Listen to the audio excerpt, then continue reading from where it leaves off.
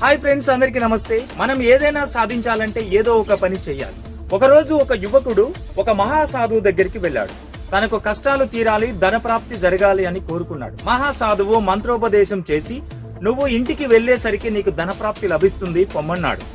యువకుడు కొద్ది దూరం వెళ్లిన తర్వాత ఒక వ్యక్తి మట్టి తవ్వుతూ కనిపించాడు.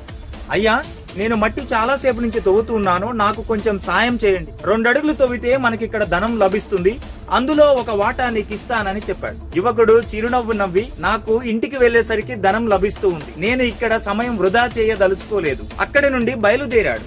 మరికొద్ది దూరం వెళ్లిన తర్వాత చెరువు దగ్గర ఒక వ్యక్తి కనిపించాడు. తన వజ్రపు ఉంగరం నీటిలో పడింది. ఒక చేప మింగడం చూశాను, ఆ చేపను పట్టుకొని వజ్రాన్ని తీసుకొస్తే సగం నీకిస్తానని చెప్పాడు.